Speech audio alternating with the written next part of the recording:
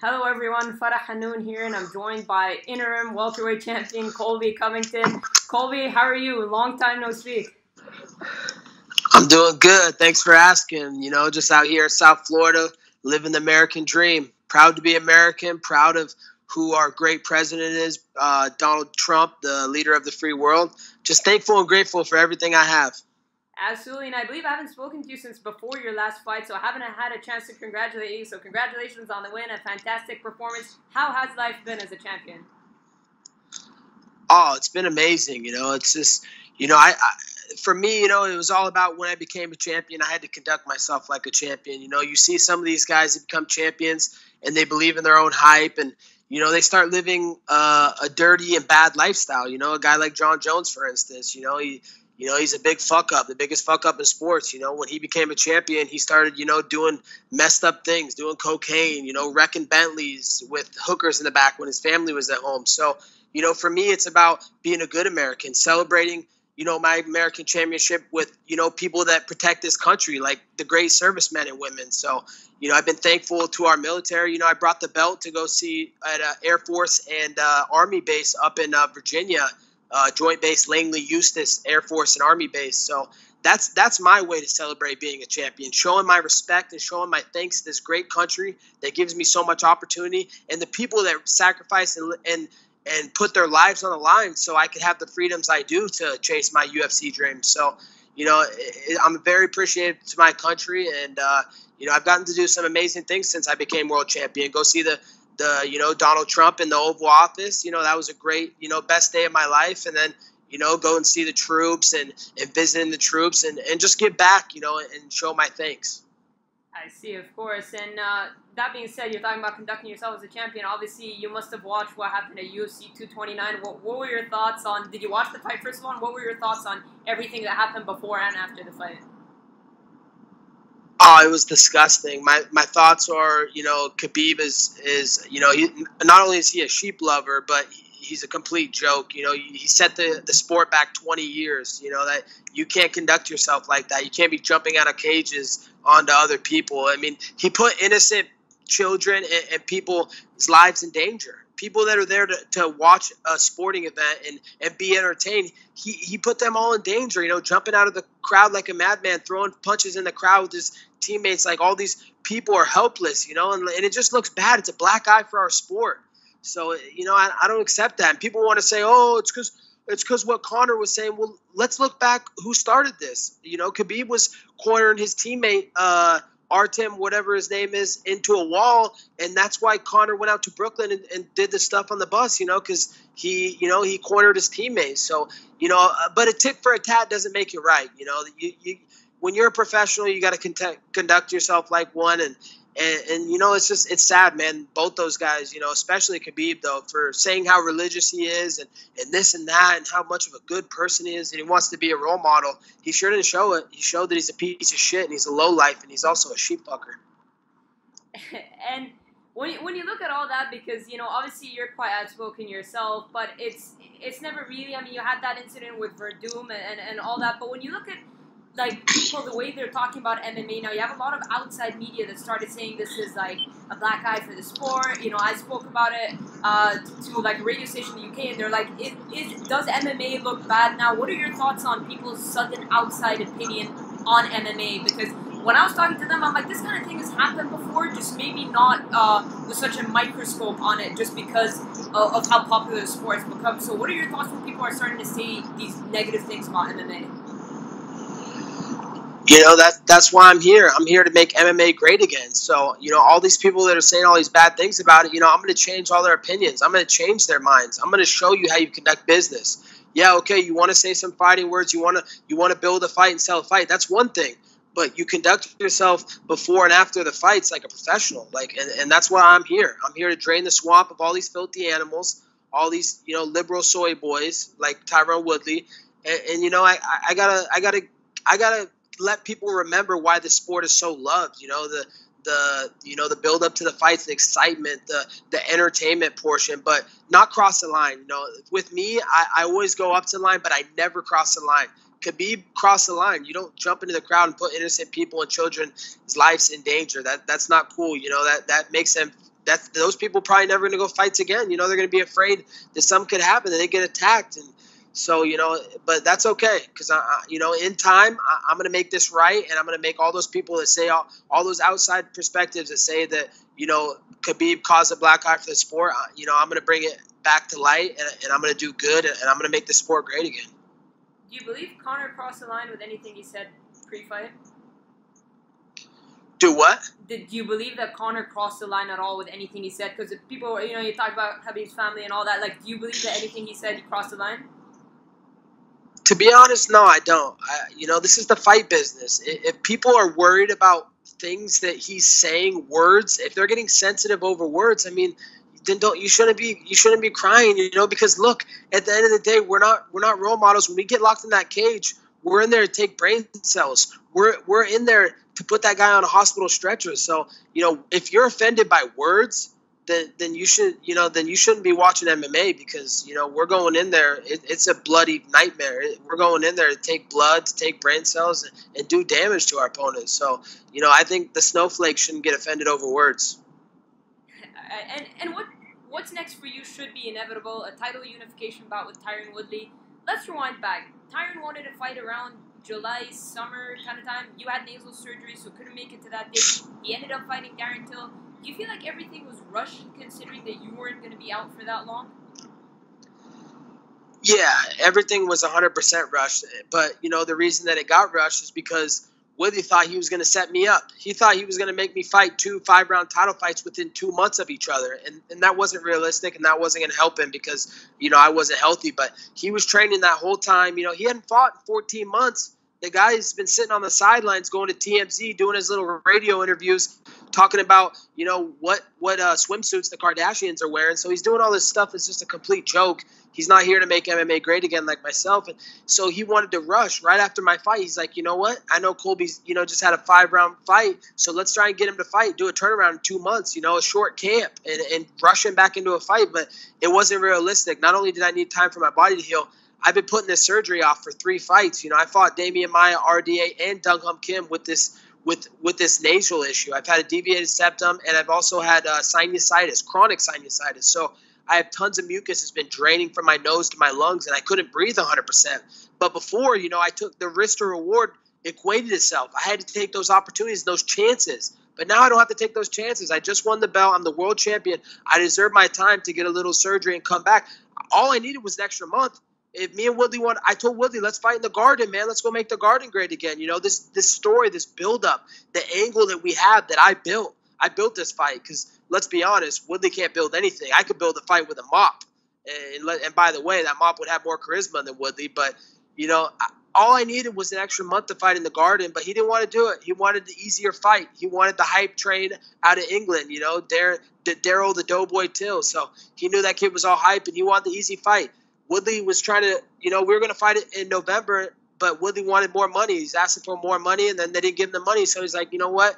I'm going to take the rest of the year off and go do his little Kardashian bullshit and all these rap videos about I'll eat your ass, which is a joke in itself. But so that's why we are where we are now, you know, and we're all backed up, and I got to wait till next year to fight him. And when you look at the MSG card and how much, like, injuries and fights being canceled, this and that, when you look at it, does it kind of upset you because you wanted that card and you would have, versus Woodley, would have been perfect for the main event? Yeah, it really does upset me, you know, because I was talking to Donald Trump Jr., and Donald Trump Jr. had reached out to me and said, hey, if you fight in New York at the Garden, let me know because I'd love to come down. We're just down the street, you know, in Washington. So, you know, they wanted to come down. The Trump family had, you know, I have their full support, and they were going to come out and watch me MAGA all over freaking Woodley in the Garden, you know, and in the Garden, you know, it's a special arena. It's the most iconic arena in America. You know, it has so much history there. You know, Hulkamania started there, and just there's just so much stuff that has gone on at that place. And I wanted to make history there, and it sucks that I got robbed of that opportunity to make history. But you know, it makes sense. You know, it's the same stuff that's been Woodley's been doing the whole time. You know, he's been faking injuries. You know, last year when we were supposed to fight multiple times, he said, "Oh, my shoulders hurt. Oh, my toe hurts. Oh, this and that." So now it's his pinky or something like that. So, You know, he always has an excuse when it's time to fight me, but, you know, he's got nowhere to go and nowhere to hide. He's either going to fight me Super Bowl weekend or the early part of next year, or he's going to get stripped and, you know, I'll just become the undisputed champ because I'm a champ right now. That belt is my belt, and we need to unify it. And if he's too scared to make it to the dance, then, you know, he can get stripped and go to Hollywood and do his little soy boy shit over there. And how long are you willing to wait? Because he is projected to return early 2019. Are you willing to wait for Tyron no matter how long it takes? Because obviously this is the fight to make. Yeah, I'm willing to wait. You know, I got nowhere to go. Time's on my side, Farrah. Let's be honest. You know, I'm 30 years young. He's 36 years old. And every day that goes by, Tyron Woodley gets dumber. You know, he gets uglier. He gets slower. He gets cardio gets worse. So, you know, he can keep delaying this as long as he wants, but he cannot delay the inevitable. And the inevitable is that I'm going to retire him. I'm going to end his career. I'm going to leave him in a pool full of blood, and he's going to be leaving the octagon in a stretcher. So that's just the way it is. Trump 2020, baby. And did you watch Tyron's fight versus Darren Till, by the way? And if you did, what were your thoughts on his performance? Yeah, it was a joke, you know. It wasn't anything special, nothing we've seen. You know, the same stuff he always shows, backs up, and all he has is a right hand. He's predictable, you know. The way he fights it's such an easy stylistic matchup for me. I honestly cannot wait for this to get signed and get locked in the octagon with him because he's got nowhere to go, nowhere to hide, nowhere to run. You know, he's predictable. You know, Darren Till, it was too big of a spotlight for him. He's not ready for that.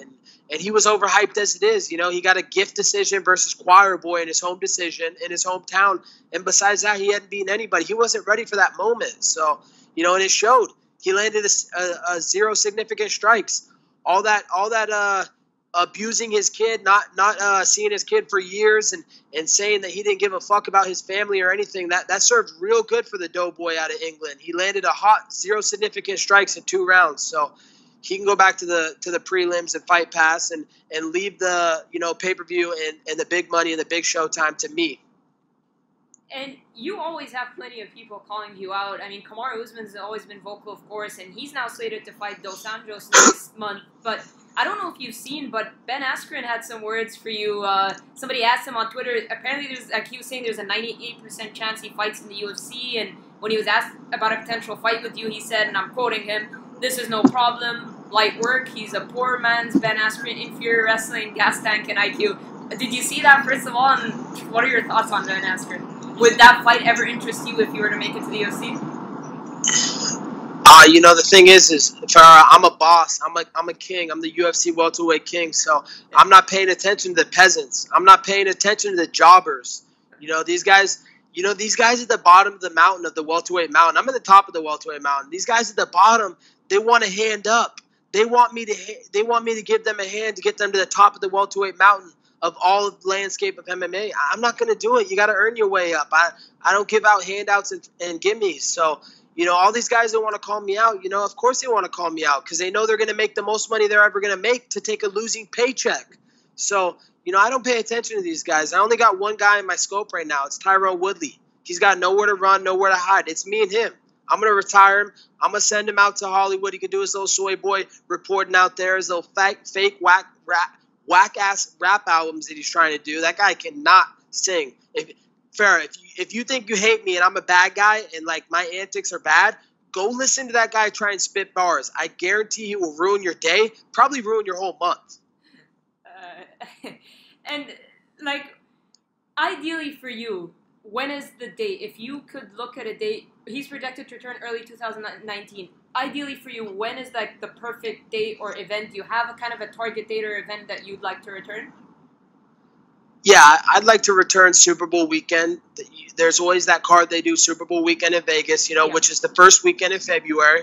You know, my birthday's February 22nd, so, you know, what a better way to spend my birthday and a birthday present to myself than to retire the soy boy Tyke Will in Vegas. So that's what I'm looking at. You know, that's going to be the biggest card of the first quarter of the year, and it only makes sense that you put the biggest title fight that there left is to make between me and Woodley at that spot. So, you know, that's what I'm hoping for. That's what I'm shooting for. But we'll see what happens. You know, we'll see how how much Woodley wants to keep faking injuries, because he's not hurt right now. I can guarantee that, Farrah. I know for 100% fact. I got insider information. He's just using this as a negotiation leverage. He didn't get what he wanted for Madison Square Garden, the type of money he thought he was worth more, and now he wants to sit and pout, and he wants to cry in Hollywood like the little liberal soy boy that he is. So, I'll wait for him as long as it takes. I'm not fighting anybody else but Tyron Woodley. And you're always in the gym, right? I mean, not really a guy that gets out of shape. I always remember ages ago, like when Jorge Masvidal, way back from Tales from the Grind, he talks about how you always eat clean and try not to indulge in any junk food or anything like that. Does that help you stay ready and avoid big weight cuts? Because you're one of the guys that really doesn't go through a tough weight cut, in my opinion, does it right. Fighting in the weight class that you should fight, which is allowing you to perform to the best of your ability. Yeah, without a doubt. I live the lifestyle every single day, and I'm never too heavy. I'm not scared to fight at my natural weight class. Everybody's been saying I need to go 155. Some of these guys at 155, they're bigger than me, but that doesn't mean anything. Just because you're bigger, it doesn't matter about the size of the dog in the fight. It matters about the size of the fight and the dog. So, I'm not scared to fight at my natural weight, and I'm always close to weight. So that's why I was always able to take short notice fights in the past and always step up when the UFC needed me. I'm a company man. So, I've always been a company man. Never pulled out of a fight, went into fights injured, fractured ribs, broken foot, torn MCLs, but I'm a company man. I always showed up. I always honored my agreement, never turned down or backed out of one fight my whole career. So, I'm fighting in my natural weight, and I'm always around that. So, I'm a healthy guy, living the lifestyle as champion. And now that I'm the champion, it's time to defend what's mine, defend the honor. And, I take a lot of pride in America and our military and Donald Trump. Now that I've gotten to see him, now I got some dragon energy from Trump. So, my next fight is going to be my best fight. I'm going to put on the best performance you've ever seen. Do you think Donald Trump or even Donald Trump Jr. will ever come out to a fight? Do you believe that maybe they'll come out to your next fight? I do believe Donald Trump Jr. will. I don't think that I talked to Trump about it in the Oval Office. I was like, Mr. President Trump, would you come to my next fight? He was like, Colby, honestly, I love you. You're America's champ. I appreciate everything you're doing. The sacrifice you made, the commitment you're making, and supporting me and MAGA. So, he's like, but the biggest thing is that I'm so paranoid to go to sporting events and arenas because he just, he doesn't know what could happen. If someone knew that Trump was at an event and they got a text or this and that, they'd probably come by and bomb the building. He has so much hate for him and so much people that, want to kill him. He's not going to go to a sporting event in a big crowded arena, because that's not safe for him. He's the president of the free world. He's the leader of the free world. So, he'll definitely be watching at home, though. I guarantee he will be at his desk at home with that computer or pay-per-view right in front of his face, watching me make UFC and all of MMA great again. So, I got a lot of love for Trump. Everything he's doing, man. He's made the economy better in the U.S. I mean, unemployment's lower than it's ever been. So much love for the Trump family. Donald Trump, he's the greatest living American there ever was. Colby, I really appreciate your time. One last thing. Any pro wrestling gigs coming up for you, by the way? Any projects outside of fighting? Currently, no. I'm just focusing on defending my belt and getting ready for this Woodley fight. So, I'm looking to go to WWE and transition over after I get done finishing Woodley. But, my manager, Dan Lambert, he's talking to Vince McMahon. He's talking to WWE. So, the hooks are in. They know who I am. They like the heat. They like what I bring. They know I'm an entertainer. So that's what I do best. And we'll see what happens down the road. Definitely, probably, maybe SummerSlam. You might see an appearance of me next year. Oh, well, that would be incredible. All right, Colby, it was great catching up with you. Congratulations again on all your success, and hopefully we'll see you in the Octagon Super Bowl weekend. Good catching up, Farrah. Much love. Take care.